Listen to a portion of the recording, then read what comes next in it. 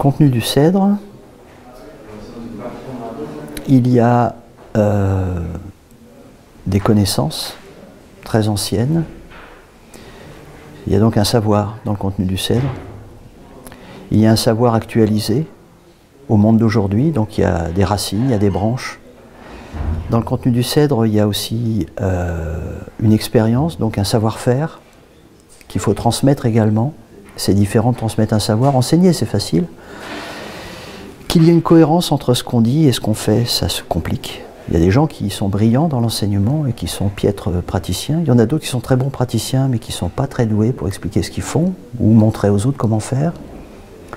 Et puis il y a un savoir-être, c'est-à-dire que c'est certainement la partie la plus délicate à la fin, mais comment transmettre, comment aider d'autres personnes à incarner ce qu'on a transmis, la médecine qu'on a transmise, parce que de même qu'on s'intéresse en médecine à qui, à quoi, c'est-à-dire le patient, il n'est pas juste un porteur de maladie, il y a un lien entre les deux, et donc le patient est important.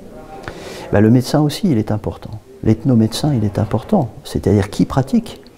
Si le conseil que je donne n'est pas incarné, s'il n'y a pas d'honnêteté derrière, s'il y a trop de doutes, ou pas assez de doutes, ça pose des problèmes. Donc le savoir, c'est une chose.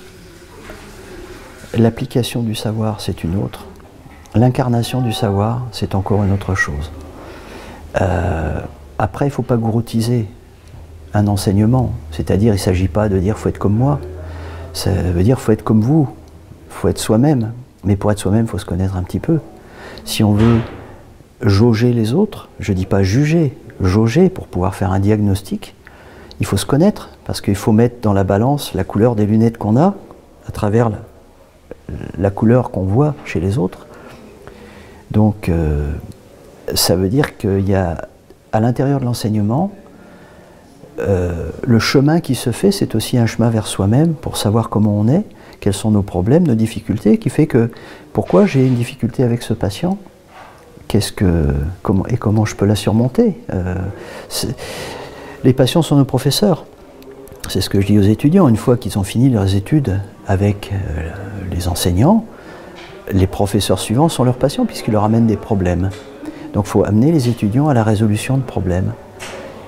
C'est pas juste, bien sûr, une école, ça peut être simplement je transmets des infos, vous notez. Certains même ensuite se disent oh ben si c'est ça l'enseignement, ben moi aussi j'ouvre mon école et je recrache ce que j'ai ingurgité pour le donner à d'autres. Et puis on joue au baccalauréat, on apprend par cœur des réponses à des questions, et puis on a un beau papier, et puis on s'installe, mais ça c'est dangereux, ça ne fait pas des vrais médecins. Non, non, il faut comprendre, il faut pratiquer ce qu'on a compris, grâce à la pratique, améliorer sa compréhension. C'est-à-dire que la vraie étude, c'est encore 5-10 ans après le diplôme, parce qu'il faut avoir eu des cas à résoudre pour avoir vraiment validé ce qu'on a appris simplement. Donc, comme je l'ai déjà dit à d'autres occasions, moi il m'a fallu 10 ans pour apprendre, 10 ans pour comprendre, et puis 10 ans pour incarner. Et 30 ans, c'est quelque part un minimum syndical pour pouvoir dire je suis ethnomédecin. Mais on n'est pas pressé.